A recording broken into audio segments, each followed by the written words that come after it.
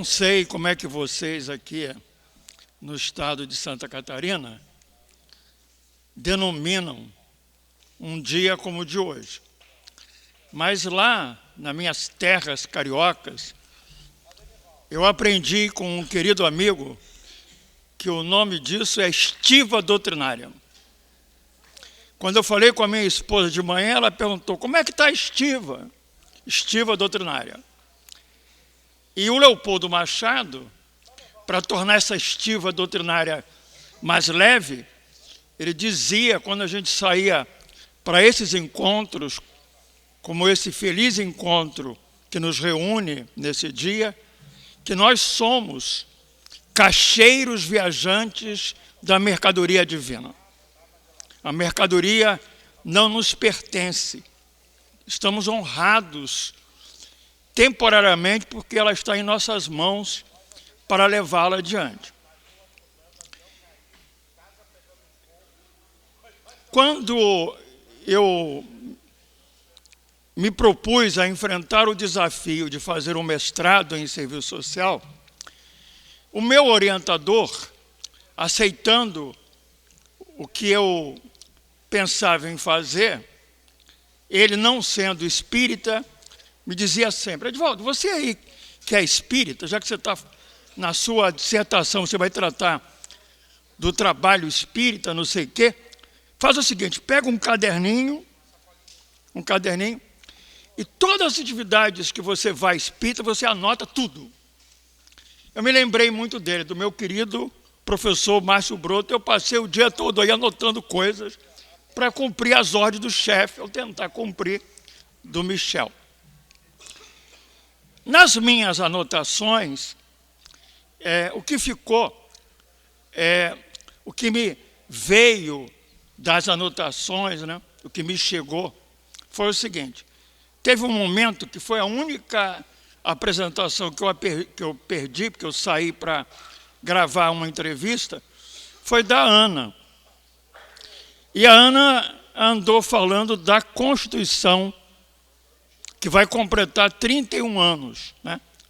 A Constituição da República Federativa do Brasil.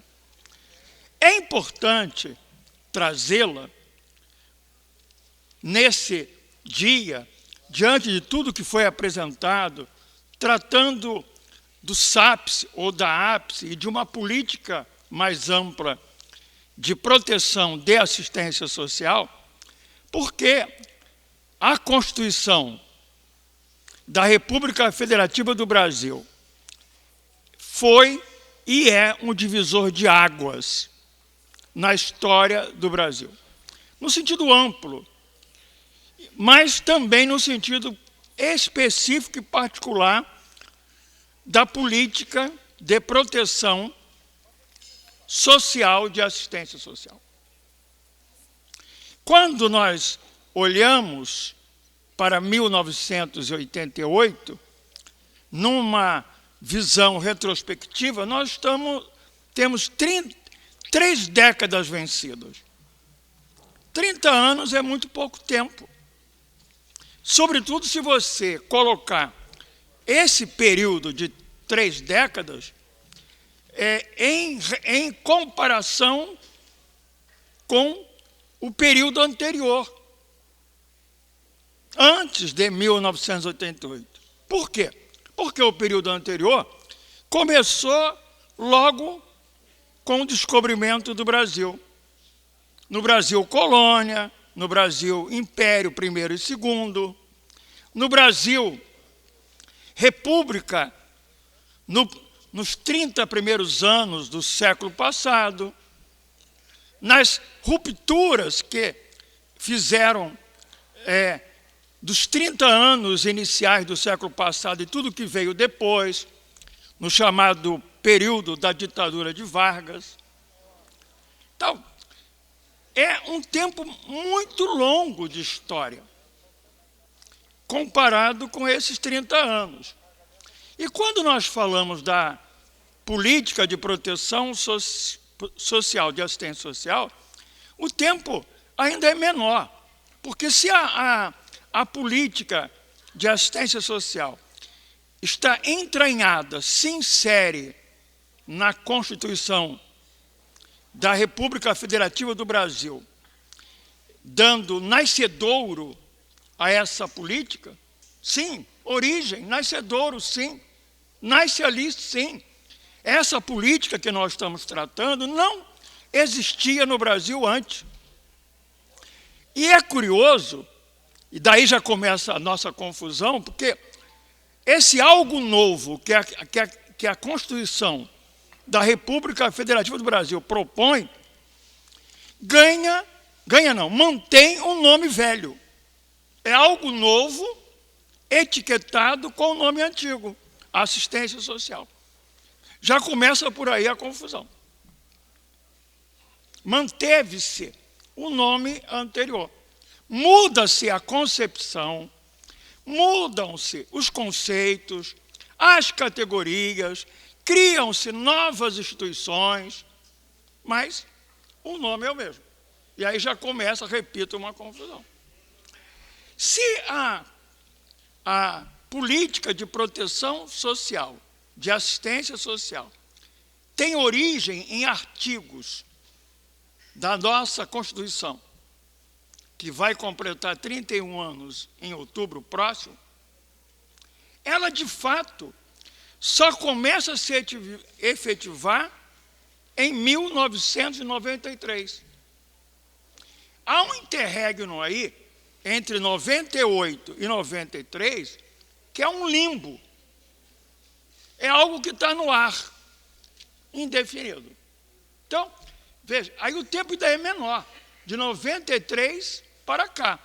E vai ficar menor ainda, porque se em 7 de dezembro de 1993 você tem a Lei Orgânica da Assistência Social, como lei complementar à Constituição de 88, a política só vai ganhar configuração muito mais tarde. Só vai ganhar configuração em 2003, 2004. Aí o tempo ainda fica menor. Façamos a conta. 2019 menos 2003. Dá quantos anos, hein? Quem me ajuda a fazer essa continha? Dá quanto, hein, Helder? Hein? É muito pouco tempo, vocês não acham, para uma mudança? Um país da dimensão que o nosso tem, continental, mais de 5 municípios, implementar essa política no Brasil é algo muito complexo. E tem mais.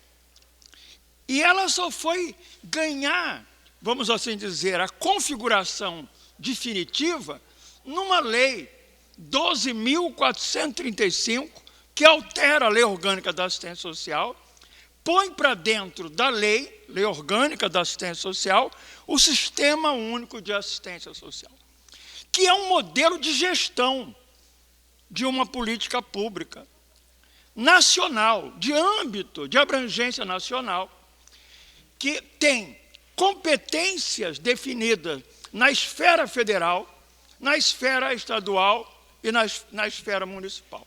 Sendo que, na esfera municipal, é o locus no qual, de fato, a política se efetiva. A política é, de fato, municipal. É no município, de pequeno porte, médio porte ou grande porte, que essa política se efetiva com equipamentos que têm nome.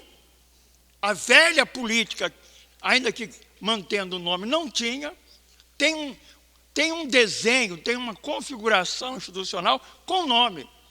Por exemplo, Centro de Referência de Assistência Social.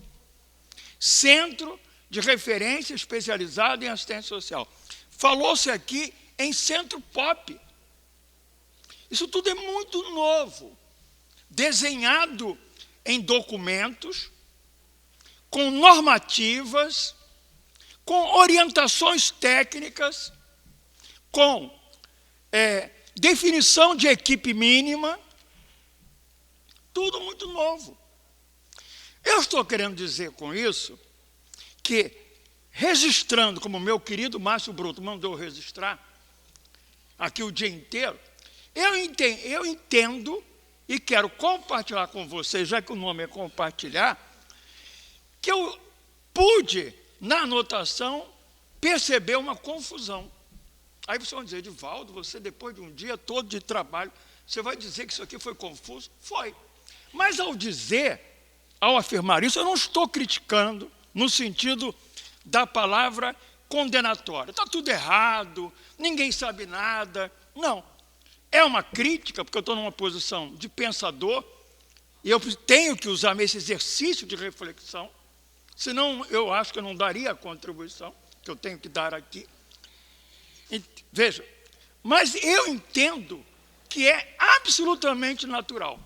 Confusão de termos, eu dizia antes de vir para cá, para a Miriam, a confusão de termos, termos que não estão muito precisos, e essa imprecisão reflete que a compreensão do conceito não está muito claro. Eu tenho que dizer isso, e é importante que vocês entendam. Por quê? Primeiro, é que há uma palavra que esses dias me veio, né, eu estava meditando diante de um problema que eu tinha que dar conta, emergência. Eu lido tanto com essa palavra, mas eu fiquei em dúvida, será que eu estou compreendendo certo? Fui lá, procurei. Emergência é aquilo que é iminente, aquilo que está na eminência, que está a urgir uma resposta, uma ação. Claro que nós estamos num momento histórico, como o Helder muito bem abriu esse nosso dia, com situações que emergem, que estão a exigir posicionamentos e ações agora. Mas se tem que fazer agora, Deus meu, se é emergente, se há uma emergência, como é que eu lido com isso? Sem assodamento. Aí vem um pouco da lembrança do nosso querido Bezerra de Menezes. Não é porque é emergente que tenhamos que ter posicionamentos e encaminhamentos diante da eminência que se nos apresenta de problemas que o Brasil enfrenta, que temos que ser assodados, apressados, que saiamos atropelando e mais até, que tomemos uma posição da má crítica, daquela crítica que é um martelo que se toma nas mãos para destruir o que se fez. Não vale nada o que fez antes. Tudo é velho, né? Tudo é para ser posto de lado. Como eu estou velhinho, eu estou até querendo me proteger, que não me pegue o velhinho e joguem fora, né? Então, confundindo o que é velho com o que é ruim, com o que não presta. Não é?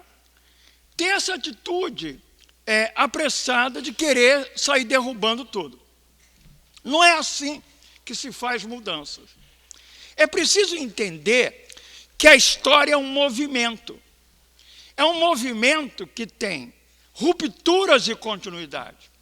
Essa nossa história brasileira de uma política de proteção social, de assistência social, ela tem rupturas.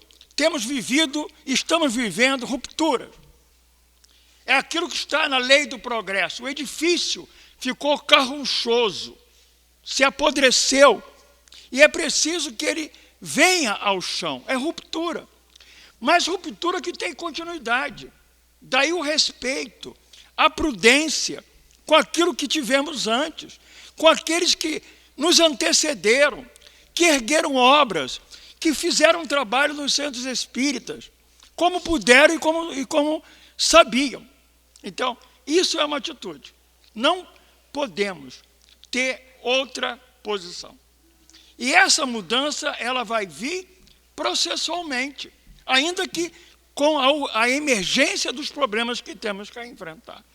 E ainda quero, nessa consideração, acrescentar o seguinte. Eu aprendi com um grande pensador americano da administração, Peter Singer, que mudança de uma sociedade complexa como a nossa não é trabalho para engenheiros, para mecânicos, ainda com todo respeito aos engenheiros mecânicos. Não é trocar peças velhas e pôr peças novas. Não é trocar mecanismos considerados obsoletos por novos. O trabalho da mudança é trabalho de jardineiro. Você planta a semente do novo ao lado do que é velho. E quem ensinou isso foi Jesus. Quando lhe perguntaram, Senhor, tem aqui o trigo, mas também tem o joio. Vamos arrancar o joio? Eu disse, não, deixa lá o joio, cuida do trigo e ela vai crescer naturalmente. Então, essa é a perspectiva. Que tenhamos isso em mira. Tá? E vamos fazer um breve passeio. Eu me sinto nessa obrigação para que vocês saiam daqui refletindo com algumas coisas que se passaram aqui. No meu caderninho, quando eu anotei aqui, me pareceu, eu fiz aqui igual o Pedro, fiz uma tipologia, dividi em 3, e de pronto, eu percebi que, como até na própria apresentação do Pedro, são poucas, e isso é a realidade do Brasil inteiro, do movimento espírita brasileiro, são poucas, aqui foram 3 instituições que têm uma característica muito particular. Foi a primeira que se apresentou, com a Maria do Carmo, foi a outra, que é o Fraternidade, e um tanto pouco o GBEM. Eu vou tentar explicar isso usando um exemplo da minha investigação, do meu estudo, que está na dissertação de mestrado. O Pedro, que acaba de sair, a avó do Pedro, Vera Simões, fundou na Rocinha, na chamada Rua 1, na parte mais alta, a Casa Espírita Cristã Maria de Nazaré. Veja bem, uma casa espírita. Com CNPJ lá. Claro que, se você for procurar no Google, você vai encontrar um nome, Rita de Cássias. E muita gente acha que a Rita de Cássia, que está no Leblon, no bairro nobre, na melhor rua do Leblon, é a sede ou é a casa com CNPJ. Não é. É um departamento da casa fundado dentro da Rocinha. Bem, e quando é que ela fundou? Vamos de novo pegar o marco da Constituição de 88. Ela fundou por volta dos anos 70 para 80. Portanto, muito antes da Constituição. E como é que ela fez? Eu vi aqui algumas narrativas de projetos, ações que surgiram, muito semelhantes da tia Vera. Tia Vera morava no Leblon, ela era funcionária de uma autarquia federal. E a pessoa que trabalhava na casa dela, a empregada doméstica, Dona Vera, porque ela sabia que a Dona Vera era espírita, boazinha, assim, olha os bonzinhos aí, né? Lá na Rocinha, onde eu moro, tem uma moça jovem que está grávida, é mãe solteira. E o pai quer expulsá-la de casa, e ela está muito alvoroçada, inquieta, tem até ideias suicidas. E ela subiu a Rocinha, pela primeira vez, para socorrer essa jovem, essa família. E voltou outras tantas vezes, porque foi crescendo. Como ela ia atendendo a um e outro, as demandas iam aparecendo, e ela foi juntando esse povo nessa casa que acolheu, em outras casas, e eis que o trabalho cresceu, e alguém ofereceu para ela um barraco. Olha, eu vou voltar para a minha terra no Nordeste, porque a Rocinha é a mais nordestina das favelas do Rio de Janeiro. 100 mil habitantes atualmente. E aí, tia Vera, com aquelas pessoas que estavam com ela, fundam a Casa Espírita Cristã Maria de Nazaré. Agora, repare uma coisa. Eu falei em Rita de Cássia, e estou falando em Maria de Nazaré. Sobretudo Rita de Cássia. Rita de Cássia, quem é? É uma santa de onde? Da Igreja Católica. O que isso quer dizer? O que isso quer dizer para vocês? Qual é a origem religiosa da tia Vera? Hein? Antes de ser espírita, ela era o quê? Católica. Veja, isso é muito importante, porque muitos, muito obrigado, porque muitos somos assim. Viemos de lá, da Igreja Católica.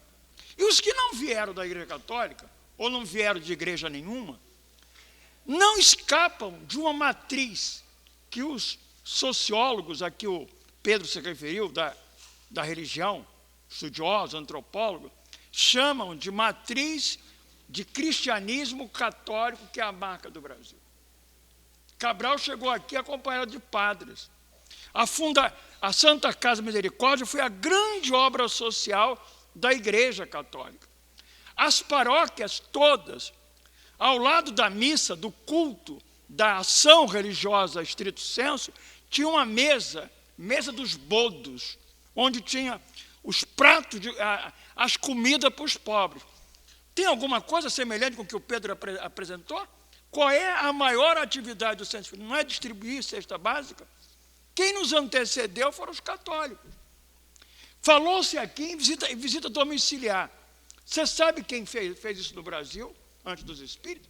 Isso é uma metodologia vicentina. Então, veja, quando a tia Vera abraça a doutrina espírita e vai estudá-la, né, ela vai ler sobre a caridade, o capítulo 15 do Evangelho, vai ler sobre o bom samaritano, né, mas ela traz ela própria, e dentro de uma cultura maior, católica, de práticas assistenciais católicas. Né? Então, isso é muito importante para entender. Pois bem, aí a tia Vera põe lá a casa. E é importante também entender, já que estamos falando de ruptura e continuidade, o que era o Rio de Janeiro em 1980, antes de 1980. Vocês sabiam que na cidade do Rio de Janeiro, antes de 1980, não tinha shopping? Nenhum shopping. Sabiam disso? E o shopping, ele é simbólico. Quem quer entender o processo de uma sociedade econômico e cultural, estude o shopping. Pense nisso. Porque não havia shopping. O shopping aparece, o primeiro já nos anos 80, como uma marca de uma nova forma de sociedade, que era um novo arranjo econômico, toda uma nova forma econômica, trazida muito por um período dos militares, aquela ideia do Brasil grande de Geisel, por exemplo, um dos presidentes, né? das mega obras, do petróleo. E aí você começa a ter um outro movimento, um outro modelo econômico que necessariamente arrasta um fenômeno que sempre está associado, desde a Revolução Industrial. Como a Revolução Industrial, na passagem do século XVIII para o século XIX, você tinha, ao lado disso, uma mudança profunda, que era um fenômeno de urbanização. E cidade não confundamos fenômeno urbano com cidade. Há uma distinção. O fenômeno urbano é maior do que prédio, do que uma cidade, avenidas alargadas. É um modo de vida. E um modo de vida que mexe com as relações, com a vida societária, fragmenta. Os grupos humanos se multiplicam. As pessoas pertencem a muitos grupos, em vários espaços e momentos diferentes. Então, é isso que passa a ocorrer a partir de 1980. Quando a tia Vera chega na Rocinha, a Rocinha, foi assim que eu registrei, era ainda uma Rocinha, com R minúsculo. Relações primárias, aquela vida meia pacata, as crianças na rua. O que havia de ilegal? A maconha e o jogo do bicho. Nada mais do que isso. O que ocorre a partir de 1980? Começa a nevar no Rio de Janeiro. Você sabe o que é isso? Entrou a cocaína. Quando a cocaína entra, com ela entra o quê? As armas semiautomáticas, as armas sofisticadas. E aí você vai ter, a partir de 80, 3 gerações de criminosos que se tornaram notórios na cidade do Rio de Janeiro. O Denis, o Lulu e o último que está preso, o NEM. E um foi passando para o outro ideias. O Lulu, que teve como ajudante o NEM, ele dizia assim, NEM, ó, isso aqui é uma empresa, NEM. Isso aqui tem que ser administrado como uma empresa. Quando o NEM foi preso, ele tinha de 200 a 300 pessoas envolvidas na atividade criminosa. Desde o olheiro, que eram as crianças de 8 anos, por exemplo, até os soldados mais bem treinados, que era da sua própria segurança. Tinha também aqueles que faziam indolação da droga, na própria casa, um trabalho informal, empregando muitas pessoas jovens de ambos os sexos. Não é? Havia o gerente. Enfim, vejam. E como é um negócio que rende muito dinheiro, pensem, ele tinha que ser o dono, tanto que o pesquisador Glenn escreveu, chamou o NEM de dono do morro. Ele tinha que ser o dono do território. E para ele ser o dono do território, ele tinha que ter armas. E as armas, em princípio, não é para se defender da polícia. É para se defender do concorrente. Aquele outro, da outra facção, que quer tomar aquele negócio, é o concorrente dele. Então, o NEM, herdando as ideias do Lulu e do Denis, criou um tripé do seu negócio. Ser bom com a comunidade, presentear, fazer assistência social com a comunidade, corromper a polícia e ser cruel com os inimigos. Não perdoar o inimigo em hipótese alguma. E ele atravessou um longo período. Até ser preso, ele teve um domínio amplo. E aí, claro, o que eu quero dizer com isso? Um pouco do que apareceu aqui em algumas falas. Você acha que a pobreza que temos hoje na Rocinha é aquela mesma que a tia Vera se deu conta? É? Você acha que quando a tia Vera começou a distribuir as cestinhas básicas dela, é uma coisa. Você hoje acha que cestinha básica dá conta da complexidade da Rocinha? Ou a complexidade atual de demandas que a sociedade apresenta? Nós temos um país com uma brutal desigualdade. Não é? Como o Helder também mencionou aqui, lembrando o Livro dos Espíritos. Então, veja, ganhou uma complexidade, vem mudando.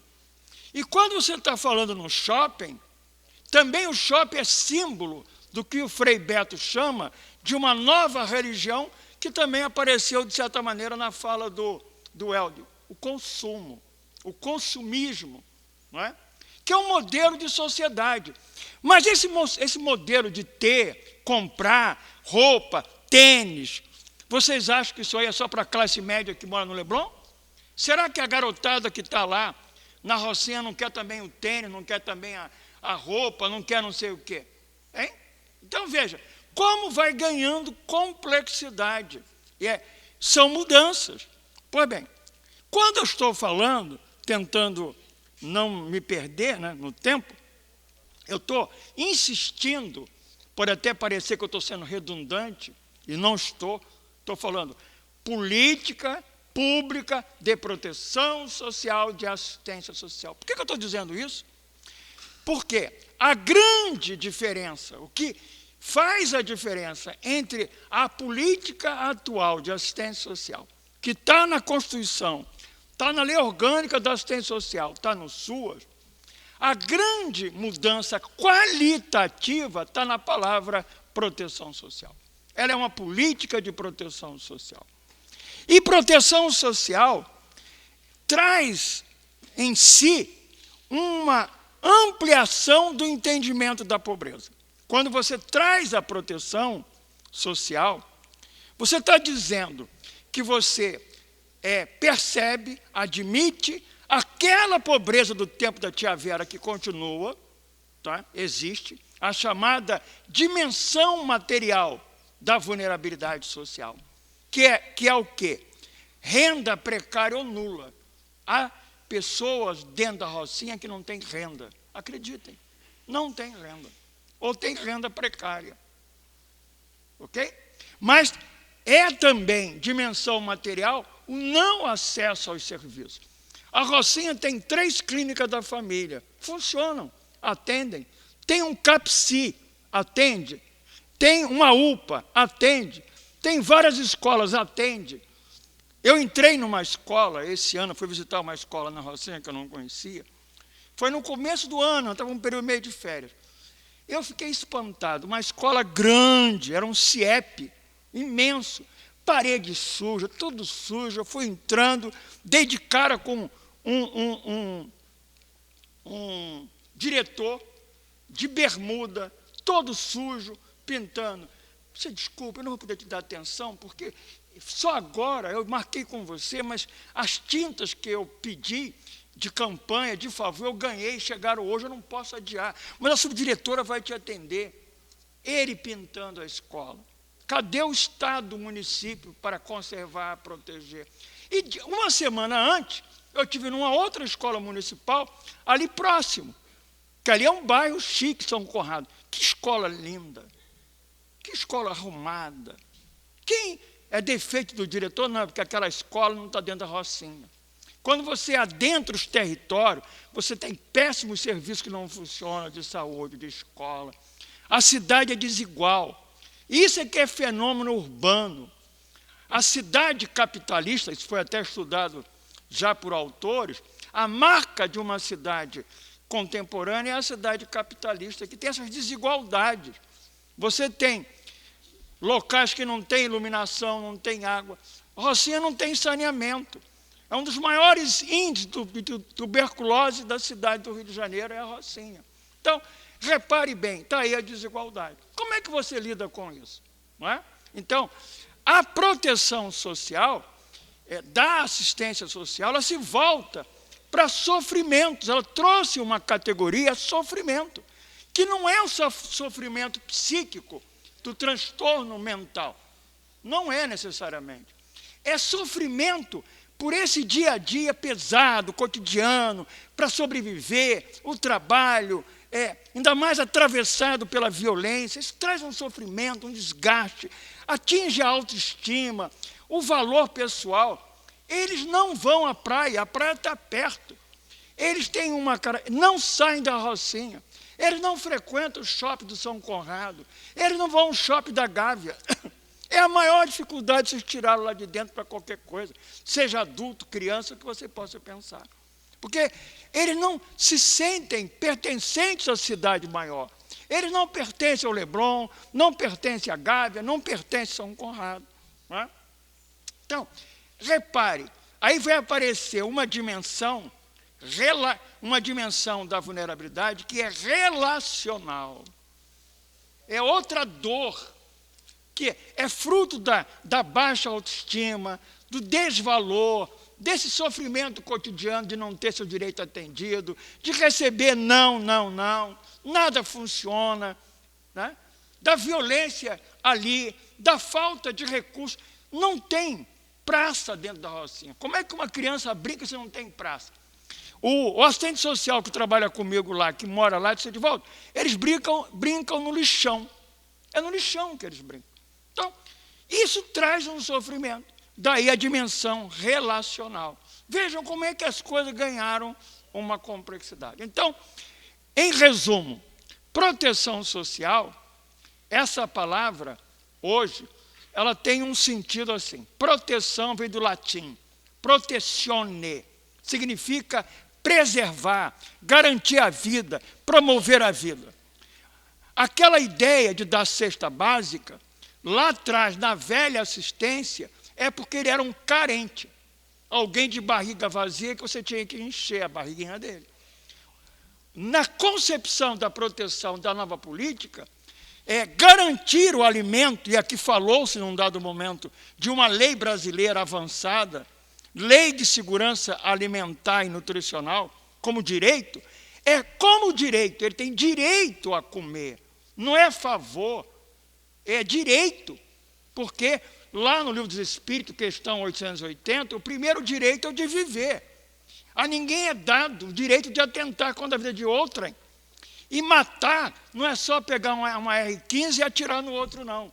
É minar, sabotar, não garantir as condições mínimas para que essa pessoa tenha dignidade, porque a proteção se assenta na dignidade da pessoa humana.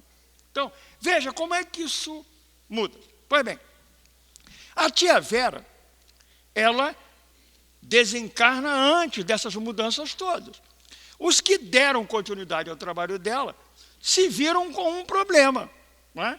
Você tinha uma instituição grande, funciona basicamente no sábado, pela manhã, mais de 300 famílias recebendo cesta básica. Eles gastavam, em média, R$10.000 só com essas cestas básicas. Está lá. E que se constituiu dentro de um modelo. Daí a confusão que o meu querido mestre de cerimônia aqui, conversando comigo, o Helder, aparece a palavra filantropia. Filantropia é uma herança do modelo passado. Lá atrás, desde o Brasil colônia, você teve um modelo religioso centrado na Igreja Católica. Com a passagem do século XIX para o XX, você tem uma filantropia que não rompe com o modelo anterior, como aconteceu na Europa. Há uma junção, há uma mistura de filantropia com a religião e permanece. Não é? Essa é a herança. E essa herança, para uma casa como Maria de Nazaré, deu a ela um reconhecimento. Naquela época, as casas que agiam como Maria de Nazaré agia, tinham direito a título de utilidade pública federal, que hoje não existe mais, título de utilidade pública estadual, municipal, inscrição no conselho, no antigo conselho de assistência, no conselho da criança, e um certificado de entidade beneficente de assistência social. Mas com a mudança trazida pela Constituição e pela nova política, tudo isso vai ao chão. E aparece um novo ordenamento jurídico. Daí a nossa confusão, até com termos. Ainda falamos em filantropia, essa palavra está em desuso. As entidades que recebem um certificado, que as reconhece como entidade beneficente de assistência social, SEBAS, é beneficente, não é filantropia. Ela é reconhecida como uma entidade da política de assistência social, ou como uma entidade da política de educação, ou como da política de saúde. Então, o Maria de Nazaré tinha tudo isso. E a diretoria quis preservar, manter, porque isso dava garantia e segurança para continuar o trabalho lá dentro. O meu trabalho foi dar um assessoramento para encontrar um caminho. Lembrando daquilo que eu disse, ruptura e continuidade, tinha que romper, mas tinha que continuar. O que tinha que romper, ser novo, e o que tinha que continuar? Com o meu trabalho, eu percebi, usando aí categorias de cientistas do serviço social, como a professora Maria Branco de Carvalho, eu percebi que aquilo que a casa fazia há 50 anos se encaixava no modelo de proteção social, que não era da nova assistência social, que era aquele trabalho do voluntário, de distribuir a cesta básica aos sábados, numa relação face-to-face, né? De proximidade, um modelo de relação de sociabilidade primária. Tá? E isso não tinha nenhum motivo para que não continuasse. Isso é a cara, alguém disse aqui, né? Essa é a identidade da casa espírita. É o seu fazer. Então não tinha por que romper isso. Isso é da identidade espírita. E procuramos manter isso. Mas a casa também tinha que fazer um movimento de renovação para atender a normativa, porque ela queria manter a inscrição nos conselhos, manter o SEBAS. Bom, ao lado disso, nós fomos implantando paulatinamente, num processo de capacitação, de muita reunião, serviço socioassistencial tipificado. E aqui eu vou fazer uma parada e talvez vocês se assustem. Em geral, essas casas pesquisadas pelo censo não fazem serviço socioassistencial tipificado. Esse serviço é de uma política de proteção social e de assistência social.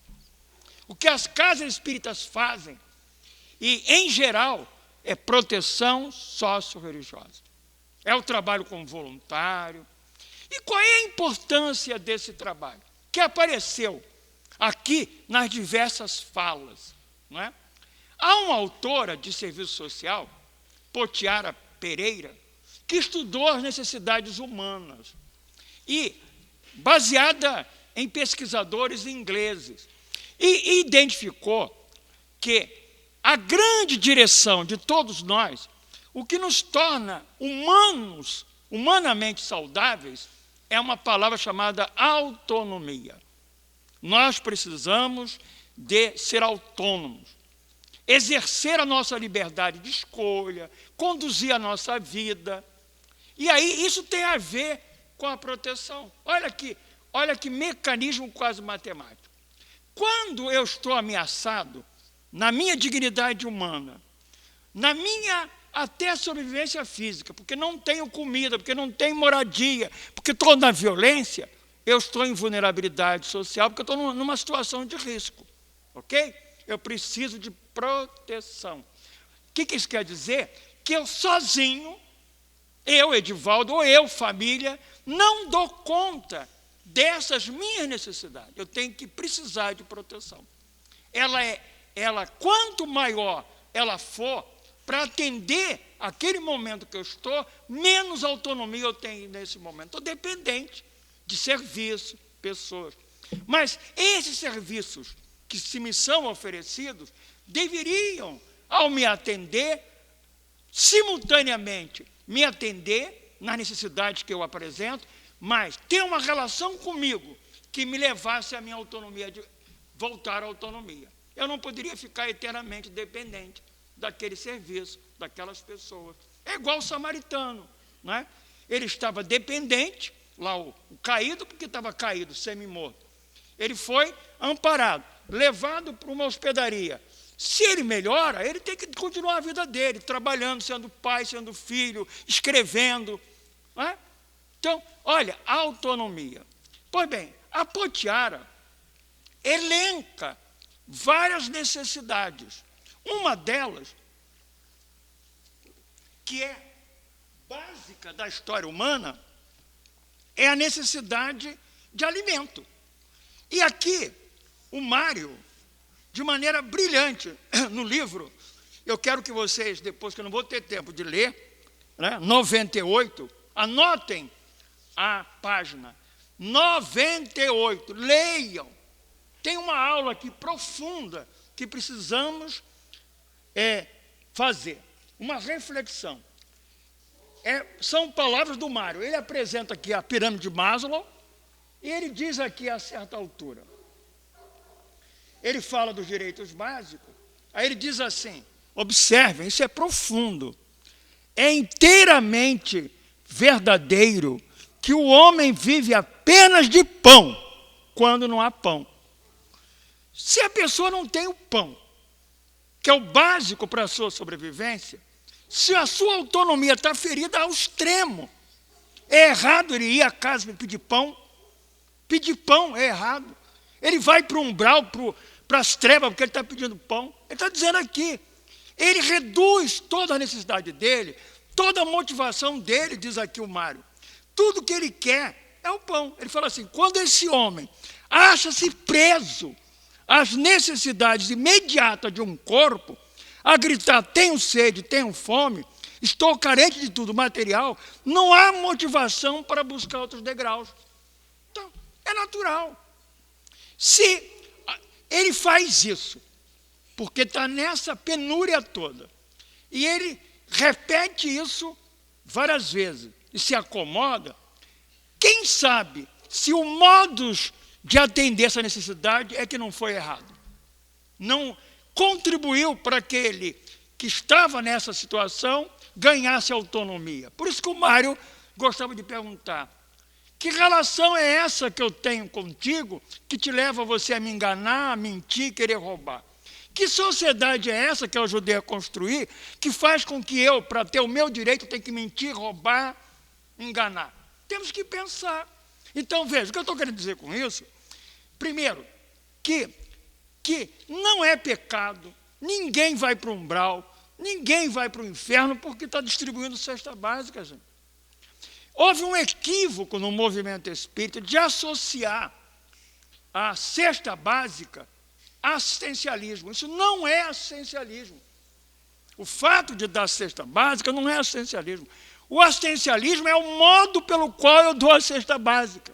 Aquele modo que não enseja um movimento no outro, e tem que ser do outro, facilitado por uma relação comigo, para que ele caminhe e ganhe autonomia. Aí é assistencialismo, porque gerou dependência. Mas não é a coisa, não é o... Porque a própria Lei Orgânica da Assistência Social, no seu artigo 23, fala em benefícios eventuais.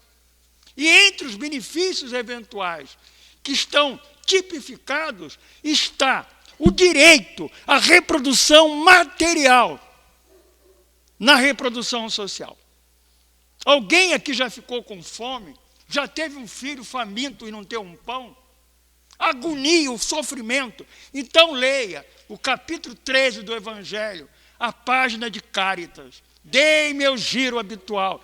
E ela adentra uma casa. E ela vê no rosto, não só no fogão apagado, no rosto a dor, a autoestima ferida, porque está de barriga vazia. É no rosto, vem para o corpo, vem para o sentimento, vem para o valor pessoal que vai ao chão. Não é? Então, e ela diz assim: os corpos tiranos do espírito tinham fome. Aprisiona. A fome é cruel. São 800 milhões de pessoas no mundo na fome. Numa sociedade abundante, numa sociedade de alta tecnologia. Então, entendamos que nós estamos numa quadra muito complexa. Então, entendam. Vamos colocar cada coisa no seu lugar. Assistencialismo não deve virar palavrão e ofensa. Deve ser uma crítica bem pensada, que nos leve a repensar o modo de trabalhar. Aí o Mário, o livro prossegue com reflexões do Mário. O que ele diz aqui, na página 99? Voltando-nos então para a questão da assistência, vemos o quanto é imperioso que o trabalho oferecido perpasse todos os aspectos. O homem não é uma barriga vazia só, é isso que ele está dizendo. Ele tem outras necessidades para chegar à condição de autonomia. Aí ele fala assim: é na convivência com esses seres que se poderá atendê-los mais plenamente. Tem que ser na convivência, numa relação de respeito, de reconhecimento do outro como o outro, legitimamente o outro, nas suas diferenças, de cor de pele, de gênero, de orientação sexual. É isso, é na convivência. Então, o que muda, o que pode romper com o assistencialismo, não é deixar simplesmente de dar cesta básica se o outro assim precisar. É fazer isso embrulhado.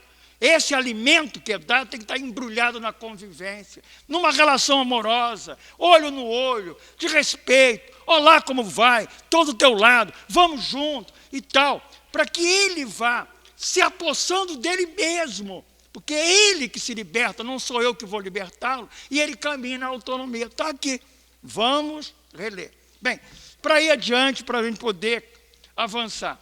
E aí, no que eu anotei, me referi a 3 instituições. Por exemplo, a instituição Casa Espírita, que foi a primeira, ela se colocou como ONG. Veja, Veja como é que as coisas estão nos ajudando a confundir até quem está aí, às vezes, ocupando lugares nos conselhos que devia orientar. Primeiro que a palavra ONG não diz nada, porque está aqui o nosso querido Mário Santiago, o homem aí do direito. No Código Civil, no artigo 53, só tem 2 categorias jurídicas reconhecidas: associação e fundação. Somente. Não existe outra coisa. O que as entidades são as de assistência social, por definição da própria Constituição, tem que ser assim, elas não podem cobrar, necessariamente elas são associações sem fins econômicos. Ponto. E o que é uma associação? A palavra diz, é um ajuntamento de pessoas movidas pelo mesmo ideal. É isso. Pessoas que têm o mesmo ideal se reúnem e fazem uma associação. É isso. Agora, essa associação, que é sem fins econômicos, ela pode perfeitamente ser uma entidade definida filosoficamente no seu estatuto como espírita ou qualquer outra religião e ser também uma entidade de assistência social. Foi assim que nós fizemos no Maria de Nazaré. Não mudamos o estatuto, não criamos uma ONG à parte, um outro. Apenas adequamos o estatuto para deixar claro que, ao lado de tudo que é próprio de uma casa espírita, que é estudar, divulgar a doutrina espírita, havia também serviços tipificados dentro de uma política de assistência social. E colocando os pré-requisitos que a lei existe. Impessoalidade, não cobrar, ser universal. Agora, como a casa está no Conselho da Assistência e tem o SEBAS, o Conselho Federal de Contabilidade exige um tipo próprio de contabilidade, que segregue tudo aquilo que é da assistência social, esteja segregado. E não é porque a casa recebe dinheiro, porque ela não recebe dinheiro público na área da assistência. Não é. É porque o dinheiro que lá entra, de doação que vem do Leblon, de pessoa privada, é como se público fosse, tem que ser tratado como se público fosse. É simples assim. Entendeu? Então, você tem a contabilidade, aí você abre uma rubrica. Serviço, que o nome que nós demos foi Serviços e Benefícios Socioassistenciais. E todo o dinheiro que entra e todo o dinheiro que sai tem que estar ali, claro, transparente. É isso, simples assim. Então, veja, é para a gente entender. Agora, se a gente olhar o que eu anotei, a maioria, e aqui o trabalho do Pedro mostrou, não faz trabalho tipificado. Eu até aqui tenho, só rapidamente, né? Porque o que a casa, a primeira que se apresentou e o outro, Fraternidade, até disse, ela colocou na transparência, ela diz que faz serviço de convivência e fortalecimento de vínculo. Esse nome aqui é um serviço tipificado de proteção social básica. Para fazê-lo, tem que ter o registro no Conselho Municipal de Assistência Social, porque isso é de uma política pública. É a mesma coisa, para você botar um ambulatório médico, como o Maria de Nazaré tem na Rocinha, você tem que ter aprovação da vigilância sanitária, o tipo de prédio, o médico lá, que é voluntário, ele não é médico espírita, ele não baixa um espírito e fica curando ninguém lá, não. Ele é médico, ele tem que usar protocolo médico, porque ele é um médico. Ele tem um conselho regional de medicina, como o assistente social tem um conselho próprio, como os psicólogos têm. Então, não dá para ir muito longe por causa do tempo, mas é só para que vocês pensem, porque o Helder e o Michel querem fazer uma discussão sobre entidade filantrópica, essas outras, isso vai adiante. Bom, caminhando aí para as conclusões. Outra coisa que me chamou a atenção, que apareceu no trabalho da Oficina do Bem, e outras semelhantes, é uma marca do Brasil. Esse Brasil que vem lá do Brasil Colônia, diz o Marcelo Camus, é um pesquisador, a caridade é uma religião civil no Brasil. A caridade extravasou os segmentos religiosos. Já é da cultura brasileira. É isso que faz surgir um trabalho como Fraternidade Sem Fronteira, que faz surgir o trabalho da Oficina do Bem e coisas semelhantes. Esse querer ajudar está para além. Agora, quando esse ato vai na direção de querer criar algo, uma creche tem que atender à política pública de educação. Se quer criar um hospital, tem que atender à legislação da saúde. É assim por diante. Bom, agora, já para o final, apareceram aqui algumas questões que merecem uma reflexão, que eu quero que vocês levem. De novo, algumas confusões de palavra, né? E isso é muito sério. Às vezes, a gente confunde religião com religiosidade.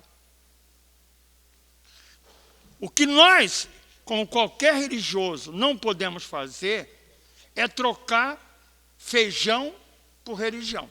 Se você quer receber meu feijão, tem que professar a minha religião. Isso é uma coisa. Agora, religiosidade já é reconhecida como uma condição intrínseca à nossa humanidade. O próprio Conselho Federal de Psicologia, se os psicólogos estão aí a bordo, vejam, fez uma nota técnica para esclarecer, dizendo, olha, psicologia não tem nada a ver com religião, não. Mas tem a ver com religiosidade, que é outra coisa. Carl Gustav Jung reconhece a religiosidade. Viktor Frankl também. E religiosidade tem a ver com espiritualidade. Vamos pegar o livro No Mundo Maior e Emmanuel, de maneira bela, ele diz assim, mais do que espiritismo ou espiritualismo, a humanidade está precisando de espiritualidade. Entendeu? E espiritualidade é um valor intrínseco, é um anseio, é uma alma que se abre para o infinito, é uma fome de Deus, aquela fome metafísica de Pascal, é algo do transcendente. E falando nisso, já entrando noutra seara que apareceu, falou-se aqui, duas entidades falaram de valores. Para fugir dessa coisa da religião, foram para os valores do Sai Baba. Eu também, num dado momento, fiz isso. Mas, de uns tempos para cá, há algo novo no campo da psicologia. Existe uma psicologia chamada psicologia positiva, que surgiu no ano de 1990, veio de um americano que era o presidente, então, da Associação Americana de Psicologia, e ele começa a olhar o ser humano de uma maneira diferente. Isso está dentro da chamada escola Terceira Força, que tem como pai Abraham Maslow. Vocês estão lembrados de um episódio de Jesus, quando ele se dá conta de um cego de nascença? E os discípulos perguntam assim, quem pecou? O que foi que Jesus disse? Lembram? Nem ele, nem seus pais. E que ele disse mais? Aí é para que nele se manifeste a obra de Deus. Essa assertiva, ela é iluminar. Porque desde William James, que já criticava, lá na passagem do século XIX para o XX, a psicologia se debruçou sobre doença. A psicanálise foi estudar a neurose. Foi se dedicar à doença. E a Terceira Força mudou isso. Foi ao encontro do que Jesus propôs.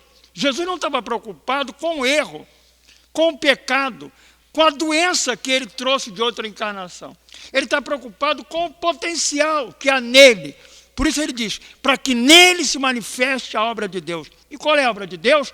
É a perfeição, é a autorrealização, é ir adiante. Então a psicologia positiva se dedicou a estudar o potencial humano, trabalhar o potencial do homem, para que ele tenha autonomia, para que ele cresça. E aí, para fazer um estudo disso, esse pioneiro, que o nome dele é Singleman, ele diz o seguinte, ele vai descobrir que o nome dele é Martin, S-E-L-L-I-G-M-A-N. Quem quiser anotar e pesquisar, anote. S-E-L-L-I-G-M-A-N. O que ele foi descobrir associando a esse potencial? O que nos põe para frente? São os valores. A psicanálise diz que o passado nos determina. Essa escola, como a escola de Viktor Frankl, falam que nós somos puxados pelo futuro. E é o que a doutrina diz, capítulo 25 do Evangelho segundo o Espiritismo. A diferença que há entre o animal e o homem é que neste há um desejo incessante do melhor. Nós somos uma flecha que saiu das mãos de Deus, o arqueiro maior, por amor, em direção ao infinito. Nossa direção é essa. Não é retroceder, não é sofrer, não é pecar, não é ser infeliz. Então, para isso, esse autor diz que a força que nos move são valores, que ele traduz em virtudes. E aí, viu, Carmen, ele foi estudar na cultura ocidental e na cultura oriental o que há de comum de valores. Ele encontrou 6 categorias. É a ciência que nos dá a garantia de trabalho. Quais sejam? Coragem, sabedoria, justiça ou moderação, transcendência e amor fraternal. Isso é universal. Isso é para ser trabalhado para que sejamos felizes, para que nos realizemos. Foi com base nessa pesquisa que eu peguei uma psicóloga, tinha que ser ela a psicóloga, para montar uma oficina com crianças, já que a tal instituição de origem espírita estava inscrita no conselho e queria manter. Era uma outra instituição que fica no bairro do Botafogo. Aquela que eu disse que tem o nome Asilo, com Y. Pois bem, ela montou o trabalho com base nisso, e o conselho aprovou. Isso aqui é da psicologia. Você trabalhar essas virtudes no espaço de convivência. Não é? Então, vejam, nós precisamos repensar o nosso trabalho. Por último, a última questão. Eu fiquei aqui tocado por esses jovenzinhos que apareceram aqui. Um deles eu encontrei lá embaixo, dei um abraço, né? Com muito carinho, muita ternura. Mas eles são uma geração nova. E nós, os mais velhinhos, temos que ajudá-los a encontrar os caminhos e ajudá-los a sair de confusões conceituais que às vezes fazem. Porque eles nos repetem também os nossos erros. E a gente, nesse velho movimento espírita, cismou, sei lá de onde tirou isso, de fazer uma dicotomia entre caridade material e espiritual. E tem um horror, tem um medo quando vai falar. Olha, na minha casa, eu faço caridade material, eu dou sopa. Mas mais importante é a caridade espiritual. Eu falei, meu Deus do céu, que maluquice é essa de separar uma coisa da outra? E aí, quem responde isso? Não poderia ser, senão o Evangelho segundo o Espiritismo. E aqui eu quero caminhar para concluir.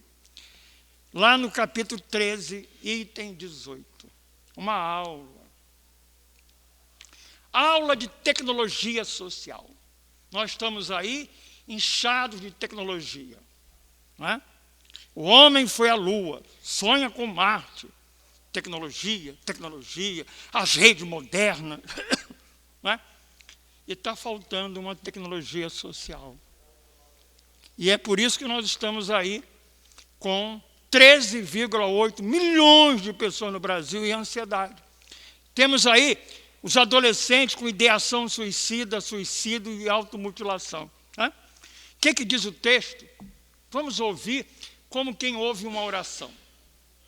Com muito silêncio. Dai delicadamente. Onde está a nossa delicadeza com o outro? Nesse trato com o outro? Com o menino que está na oficina, com a gestante do enxoval, do homem de rua, da pessoa que a gente dá uma sopa. Dai com delicadeza. É um finesse, diria o Herculano Pires, lembrando aí as categorias de Pascal, né?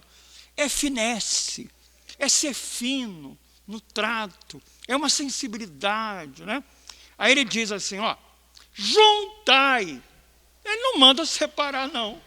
Juntai ao benefício que fizerdes o mais precioso de todos os benefícios. O de uma boa palavra, de uma carícia, de um sorriso amistoso. Ele não está dizendo que é proibido dar o benefício material, nem está dizendo que esse é menor, desqualificando esse em relação ao espiritual. Ele está dizendo qual é o segredo. Embrulha tudo em delicadeza, em ternura, em carinho, em estar com o outro. Juntai, não separai. O homem é um ser inteiro.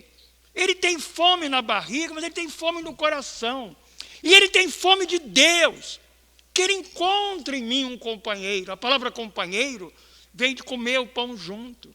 Que se ombreie comigo e eu com ele, pelos caminhos da vida, e possamos juntos comer o pão, que mata a fome do corpo, a fome emocional, de amor, de carinho e ternura, e a fome de Deus. Deus que não é espírita, não é católico, não é protestante, o Deus amor, o Deus do Pai Nosso, disse Jesus. Só posso me dirigir a esse Deus longínquo, mas também um eu propínquo, porque está em mim, se eu usar o qualificativo nosso. Não é meu Deus da minha religião. É nosso. É um Deus que é meu e teu, querido.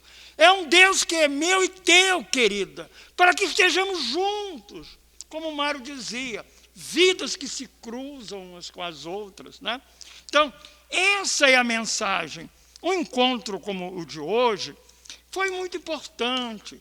Deixou experiências para a gente pensar, refletir. Como eu disse, estamos num momento de mudança, de rupturas e continuidade. Com muito cuidado, delicadamente, não cobrar de ninguém, não usar o dedo em riste para condenar, mesmo que o companheiro, a companheira faça algum trabalho mais equivocado. Vamos respeitá-lo, colocarmos-nos no ombro a ombro com ele, caminhar com ele quantos passos seja necessário para que ele mude. A transformação demora. Anos de trabalho na Rocinha. E ainda não se fez a mudança total. Eles têm dúvida, porque a legislação é muito complicada. Tem mais isso, tem mais aquilo outro. E eu estou lá para que eles possam ir aprendendo, caminhando. Agora, vejam a potência. Eu quero falar de potência desse trabalho para lembrar de um filósofo, em homenagem aí ao filósofo Mário, Aristóteles. Ele tem uma categoria, duas categorias que são profundas, potência e ato. E a gente precisa pensar nesse particular quando falamos de caridade e amor, aristotelicamente. Quando nós lemos o Evangelho, em seu capítulo 11, quando ele fala do amor, ele fala que o amor é uma potência, está engastado, entranhado na nossa condição espiritual. Mas esse amor que é em nós, que nós somos filhos de Deus e ele é amor, ele só existe em ato. Não há amor nos lábios, não há amor no discurso. O amor é uma potência, é uma virtude que só se efetiva em ato com o outro. E é no concreto. Quando é que eu amo? Quando eu cuido de alguém, quando eu me responsabilizo por ele, quando eu dou atenção a ele, quando eu me preocupo com ele, é em ato. Senão fica discurso. Aí é que reside talvez a grande desafio para os espíritas que somos, com a herança que temos das nossas próprias dificuldades, que temos tendência a um discurso e a tudo racionalizar e intelectualizar, distante do em ato. É em ato, com aquela criança, com aquela mulher, com aquele jovem. Aí, nesses dias, alguém me perguntou assim, você está sempre falando nas suas preces, aprender a amar? Sim, querido, eu disse para ela. Por quê? Porque não se ensina a amar, mas se aprende. É no cotidiano, é em casa, é com o outro. É com aquele outro que se aproxima de mim como uma pergunta: tu me amas? E eu respondo com ternura, demonstro que estou preocupado com ele, porque ele está doente, porque ele está triste. Dou um tempo com ele para conversar. Quando eu cuido de uma ferida dele física, emocional, quando eu lavo os pés dele, os pés cansados das caminhadas da vida, é em ato. É isso que esse trabalho traz. Esse é o mais importante. Mais do que tudo mais, é isso. Se nós não fizermos nada, mas fizermos isso, pequeno, a cada dia, com aquele que chega à casa espírita, sem preocupação, com muita sofisticação, elucubrações técnicas, metodológicas, em ato, esse exercício da amorosidade. Salvemos-nos todos, ele e nós. E um mundo novo, certamente, há de surgir adiante. Por esse esforço, o belo desses trabalhos todos é porque são pequenos projetos, pequenas iniciativas que anunciam um mundo novo, um mundo melhor, da fraternidade, aquela que Jesus trouxe e cantou no Sermão do Monte, quando ele falou das bem-aventuranças. É isso, muita paz.